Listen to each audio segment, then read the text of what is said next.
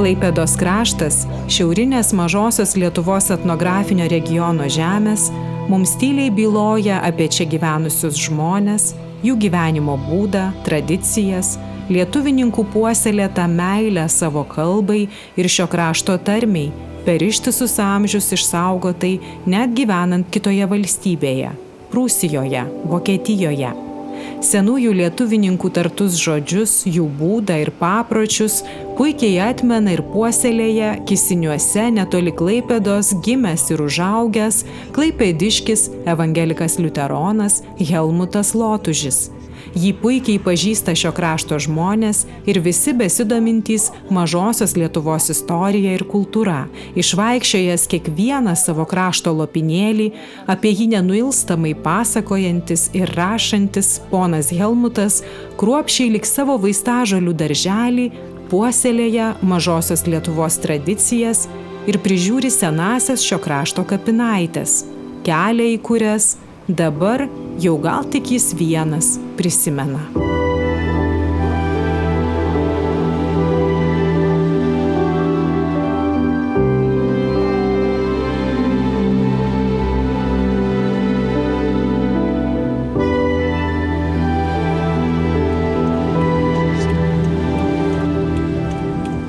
Helmutai, dabar pasakykit, kur mes dabar važiuojame? Iš Dovilų judam link dabartinių, taip Jurjonų galima sakyti, bet Jurjonai yra, žodžiu, anoj pusėje, čia siena. Tuoj bus į tokią įdomią vietą, kur yra dvejos kapinaitės ir per vidurį eina siena. Vienos yra didžiojoje Lietuvoje, tai dar carinėje Rusijoje įsteigtos, o kitos yra už sienos, tai yra mažoji Lietuva, Prūsija, mažosios Lietuvos pusėje, tai yra vis dėlto dominuojantis buvo evangelikai liuteronai, o anoj pusėje buvo ten jau gryniai konfesinės kapinės. Dešinėje pusėje dabar važiuojam per Šniaukščius, čia bus mokykla, įsteigta 1897, o dar toliau sekantis pastatas raudonas, tai yra Kuntleriškė. Jeigu iki pirmojo pasaulinio karo pasienio darbuotojai buvo apgyvendinami pas ūkininkus, tai čia buvo pastatytas specialus namas pasienio darbuotojam. Suksim į dešinę, mes jau didžiojoje Lietuvoje. Jau didžioji Lietuvoje, viskas, jau išvažiavom iš Klaipėdos krašto. Iš Klaipėdos krašto išvažiavom, kairėje pusėje 1831 metais čia sukilimo baigtis, internavosi sukilėliai ir Lenkų reguliariuosios armijos Chlopovskio ir Gelgaudo korpusas perėjo sieną. Čia ir Gelgaudas yra nušautas, vyriausias kariuomenės vadas. Bus dvarelis, ten parkas, tuoj matysim mes, privažiuosim. Tai tenais Gelgaudas paskutinę naktį 1831 metais iš Liepos 12-13 praleido paskutinį naktį dar cariniai Rusijoje, o pereinant sieną jis buvo nušautas ir palaidotas yra Kisinių kapinės. Tik medžiai denana ir viskas ta tragedija. Helmutai, papasakokit, prašau, apie savo giminę, iš kurios jūs esat kilęs. Ir nuo kada daugmaž čia tam krašte jie gyveno? Mamos pusė, o mamos pusė. Tie jau ir, aš nežinau. Čia gimė, čia augė ir viskas yra. Čia jau karaliai. Jo, iš karalių giminės, kaip sakydavau, pakajaus čiesa, ne, iš to metai yra. Tėtis yra vis dėlto iš didžiosios Lietuvos, jis čia atėjo jaunas būdamas, prigijo, sukūrė šeimą, vaikai užaugo. Pats įsiliejo į šio krašto gyventojų tą gyvenimą, tokį pajuto, įsiliejo. Kitaip sakant, subūrėjo, sakydavau, suprūsėjo. Tas atėjo iš to Žemaitijos ir jau bišk pagyvenę subūrėjo. Jau aprangą išduodavo, jau kalbą išduodavo.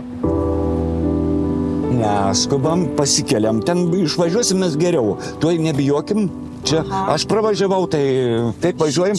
Jo. Aš noriu ant pat sienos, kad mes būtumėm. Ir ten dabar bus gerai. Va šičia. Jo, tolyn važiuojam. Važiuojam. kada vedu ekskursiją, aš paprastai va ten šitoj vietoje būnu, pasitraukiu va čia labiau ir sakau, man čia nevalna būti. Aha, Man nes čia kita valstybė. kita valstybė, va mes stovim grinai, va Rubežius. Vietoje. Siena yra.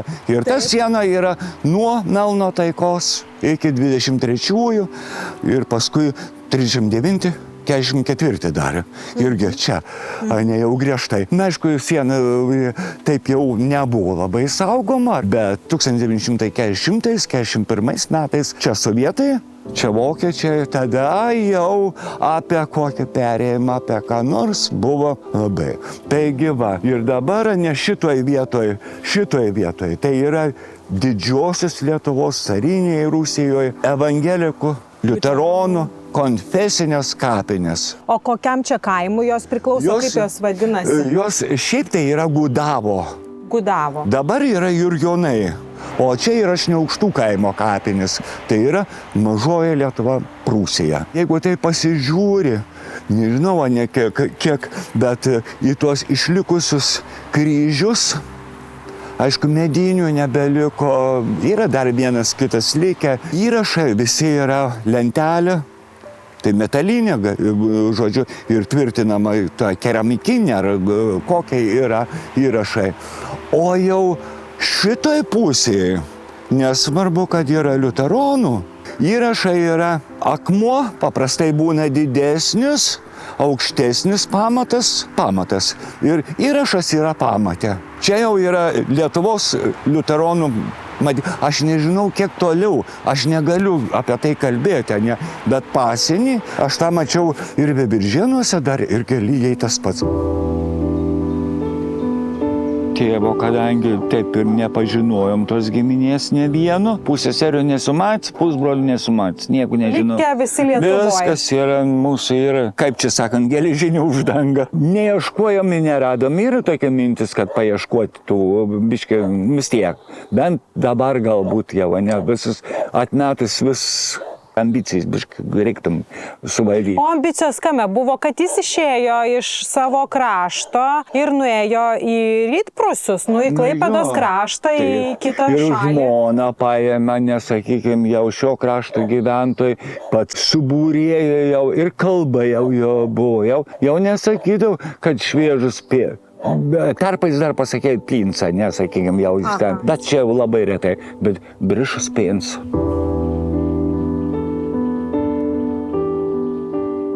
Šiaip kapinės, kol buvo dar tų gyventojų, kažkiek Šniaukštuose po karo mažai bebuvo sugrįžusių gyventojų vietinių, bet čia dar laidojosi ir iš kai kur toliau. Vis kuom tolin, tom labiau priežiūra blogėjo. Tai dabar mes čia tik turime porą metalinių kryžių likusių ir medinis dar tas yra išsiųstas. 2 mediniai ir ten vienas naujas. Ir čia, aišku, vietiniai gyventojai. Čia, kiek žinau, nesakym, karaliaus šitą rėžius buvo didelis, sakym, kapų, tas karaliai buvo 2 ir šito aš neaukštuosi, bet čia tų Jokūbo karaliaus buvo. O karalių čia daug tam krašte buvo? Beveik kiekvienas kaimas turėjo savo karalių, beveik. Aha.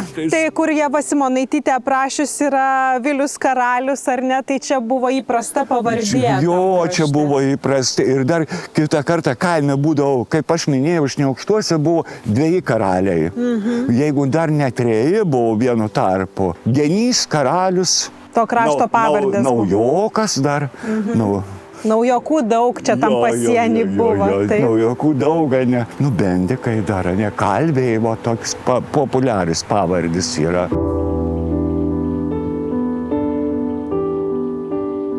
O kaip šio krašto žmonės save vadindavo patys? Šiaip tai klaipėdiškiai, šešioniškiai irgi taip jau neįsižeis, ne, labai, turbūt neįsižeis. Ne, aš dar esu girdėjęs ir ne vieno, mes esam prūsų lietuvininkai. Gal taip svetimim, gal ne, bet tarpusavėje tą išskirtinumą tokį prūsų lietuvininkai. O tie jau, nors vis tiek šiame krašte vis ta dvikalbystė ir puikiai visi suprato, ir tie vokiškai, ir tie lietuviškai puikiai kalbėjo ir viskas, bet vis tiek jau, jeigu lietuvininks taip jau, žinai, apie vokį, ką atvokyti. Buvo tokių, buvo, ne. Čia buvo toks, galbūt šeimoje galėjo biški tak. Tyliai taip pasikalbėjo. Ja, biški tak. Paspilkavoja ir viskas. Aišku, ir tie vokiečiai, irgi, ir žemaitinti, žinai, buvo irgi, kurie jau silpniau kalbėjo vokiškai, ne, žemaitinti.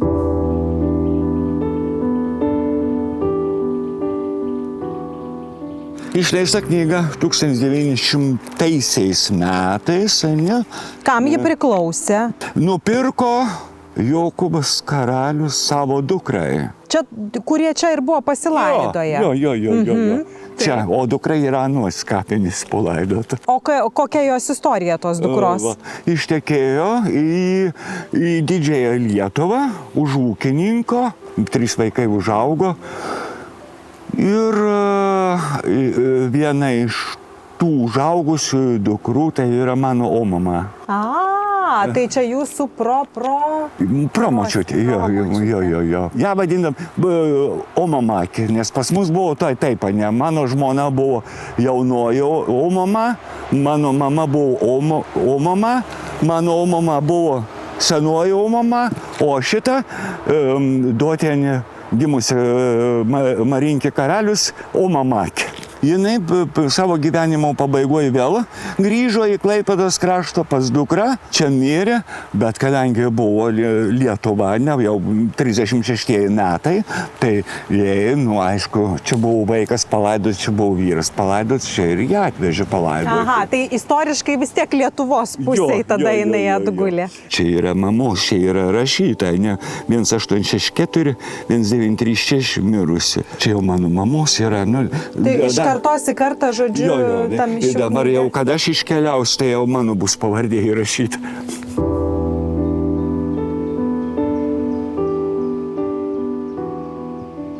Pasakykit, jūsų giminė čia, kuo vertėsi? Ūkį turėjo? Ūkis jau, kaip sakant, buvo, iš omos pusės nebebuvo. Oma jau irgi liosininkavo. Mama ištekėjo tėtise, nesakim, šeimas jau kas sukūrė. Jie atėjo liosininkaudami iš Piktožių į Kisinius. O tėtis dirbo miške, bet reikėjo atidirbti už nuomą ūkėje, ūkininkui, kuris išnuomavo tą, liosininkai nuomavosi. Jo, nuomininkai ir viskas. Bet jau su sąlyga, kad ar antrąjį tą ūkelį, jie palaipsniui nori įsipirkti. Tai jūs čia esat ir gimęs? Jo, čia jau. Kisiniuose? Jo. Šiaip tai Doviluose esu. Aš pirmas iš vaikų esu gimęs ne namus, tai ir gimdymo namui. O, prašau. Tai jau toks šiuolaikinis vaikas. Jo. Šitoje vietoje yra Michel Žilat, tai būtų Mikas Žilaits, ne? Ten Ana Meikė, ten yra tų Meikių, reiškia, jie čia Uošvėjai. Tokių kryžių buvo gan nemažai, ypatingai Lyberių kapinės, nes čia yra tas darbas. Greičiausia, kad tai yra Martino Bertulaičio darbas. Šitos apylinkėse darė Martinas Bertulaits ir ten biški link Aglonėnų tai buvo Jurgis Leits. Kryžius, o ten jau matos yra buvęs su stogeliu, mes juos vadindam krikštais. Ir čia krikštų yra tose apylinkėse, ar ne? Yra. Kuom labiau arčiau pamarių, ten daugiau jų buvo. Nes matyt, vis dėlto žmonės migruodavo, ne, ir atsikeldavo, nes vien pavardės, ne, jeigu ten Nerijoje Pyč, ne, tai čia Pyčių irgi daug buvo, ne, jau jie atsikėlė yra buvę. Ir jie statė pagal savo tradiciją krikštus jau tada. Ir toliau žemyną vis mažiau, ne. Karklę turėjai dar tų krikštų nemažai, dar apie 80-uosius metus aš karklį, kada braidžiau po kapinis, tikrai dar jų buvo. Andelum plėš. Ne krikštas, vat. Paskui sunyko jau. Jo, jie sunyko. Arba, jeigu ir buvo kažkur išlikę, ypatingai po nepriklausomybės, atgavo žmonės tas žemeles ar ką nors, pastatė pečius akmeninius ir juos sukūreno. Jo. O kur jūs krikštytas esat? Vanaguose. Vanagų parapijos bažnyčiai, taip? Vanagų krikštytas, Vanagų konfirmuotas, Vanagų sutuoktas, Vanaguose vaikai krikštyti. Nu ir turbūt aš išeisiu jau iš tos parapijos namų, kada jau reikės jam žinybėm. Nu, į Kisinių kalnelį. O mama jūsų irgi ėjo į Vanagus? Čia pokarį. O iki karo kur? Karo laikę nelabai ėjo, kadangi vokiškai, jin biški tokie buvo. Nesakys, kad pusė žemaičio, ne, bet jinai, žodžiu, sako, sunkiai supranta aš. Bet eidavo ir viskas priklausė Dovilam, nes Kisiniai priklausė pagal parapiją Dovilam. Taip. O mama buvo krikštyta Gargždų bažnyčioje evangelikų. Kantoris Kavolis, atrodo, krikštėje, nes Gargždų parapija, Gargždų filija buvo Kretingos. O mama yra gimusi Klaipėdoj, Malūno varto gatvėje ir krikštyta Jokūbo bažnyčioje, tai ir Laukininkų žemininkų bažnyčioje. Bet jau paskui viskas su Dovilais iki pokario pirmųjų metų, o paskui jau Vanagai ir iki amžiaus galo.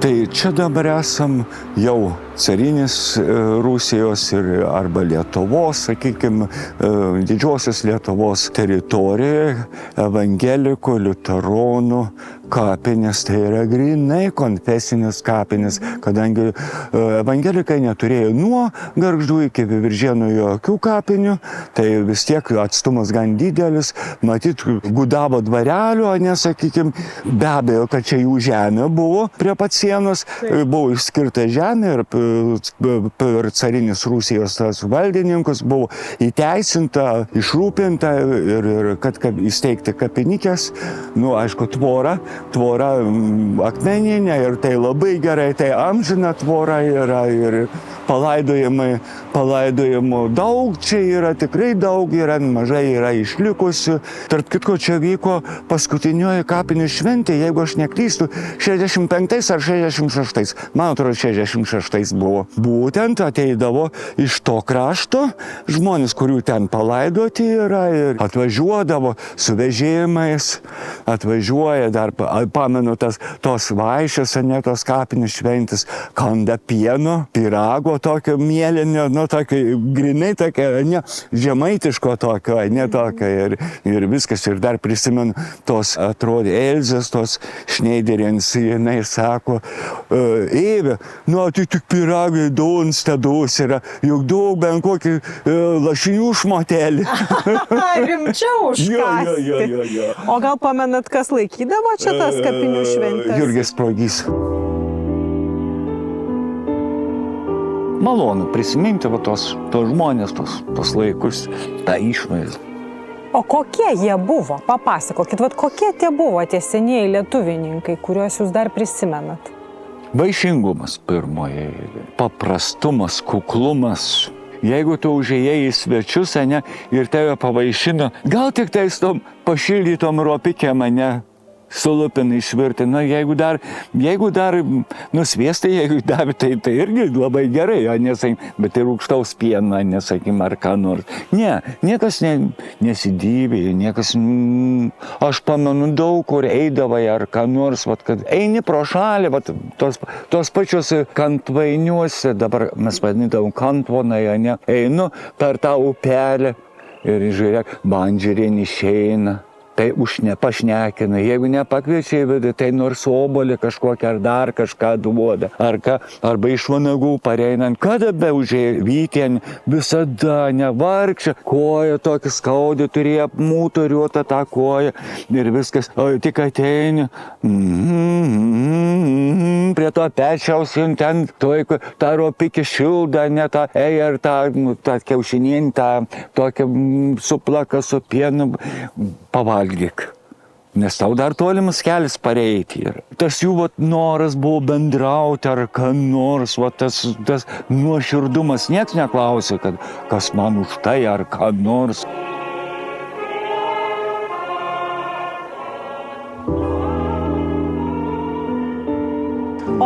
jūsų močiutė, o mama ką pasakodavo? Ar čia tarp tų kapinaičių pasieniečiai vaikščiodavo? Dar kai siena buvo. Jo, nes čia daugiausia Lietuvos, nesakym, tų Klaipėdos krašto ar šitos Prūsijos, jie daugiau atokiau biški būdavo, taip jau, o šitie tai pačiu tuo keliu, kadangi kelias ėjo, tai ir čia. Patruliuodavo. Jo, nueidavo, pareidavo, na bet... Tai čia žmonės vis tiek savus reikalus tvarkydavosi per tą sieną. Viskas buvo, atėjus, sakykime, irgi šitas Šniaukštų kapinis pasidėjo po karkliniuko, čia guli pasieniečiai, o jinai, žodžiu, o čia irgi jau sutarta yra, kad laukia žmogus irgi tvarko kapus, viskas, o negali niekaip išmesti ar ką nors paduoti. O matai, priejus, sako, ar aš galiu nueiti į duobę vandens tenais ir viskas. Ar pas pasieniečio klausimas? Jo, čia ta duobė tuoj pat tokia yra. Ir tie pasieniečiai sako, palauk, geriau, mes tuoj nueisim, tada eik ir viskas. Jo. Ir žodžiu, kad jie nematytų. Jo. O ką jie atneždavo, vat įdomu, kokius daiktus, kokias prekes? Žiūrint, koks laikas, nesakykim, skalbimo milteliai, muilas, ko ten nebuvo, iš čia ėjo, nesakykim. Tarp kitko, tokio citrusiniai vaisiai, apelsinai. Aš taip pagalvoju, ar negudavo dvarelis irgi tais Klaipėdos apelsinais vaišinosi. Medžiagos ypatingai irgi. Audiniai, taip, iš to. Mama yra ne kartą dažus irgi apsivyniuoja ir, žodžiu, atvažiuoja. Irgi jinai, jeigu nieko čia dar nėra, nesakykim, nusivyniuoja, paslepia į karklynus. Jeigu kas ar ką, aš nieko nežinau. Knygos ėjo. Va, ir šitą knygelę, va, ties ta vieta yra, jo. Anodija. Anodija, čia jau, čia valiuta. Taip. Čia valiuta jau.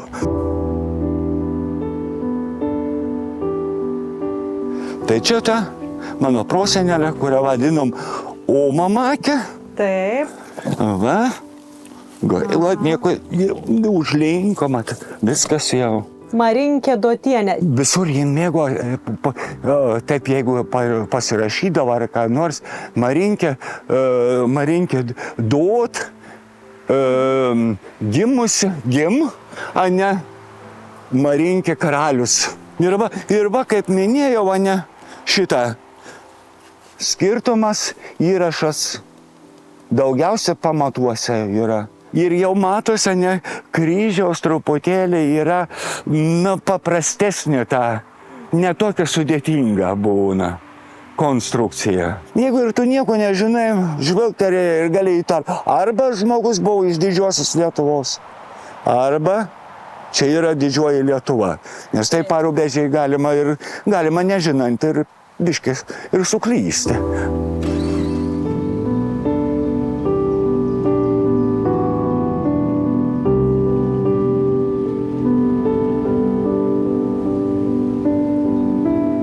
Aš tik tais tiek sakau, aš viskas, man dabar jau tiek amžiaus sukako ir aš visą laiką taip galiu sakyti. Aš esu laimingas ir galiu dėkoti. Man žmonės buvo geri, man buvo labai geri, o jeigu pasitaikė kažkoks piktesnis žmogus, man to reikėjo, man reikėjo pamokos. Man reikėjo susimastyti. Man galbūt reikėjo ir biški va taip. Kartais. Jo, reikėjo to. Reikėjo. Žmonės man buvo geri. Visi man buvo geri. Ir aš tom sudėkavo negaliu sakyti. Taip.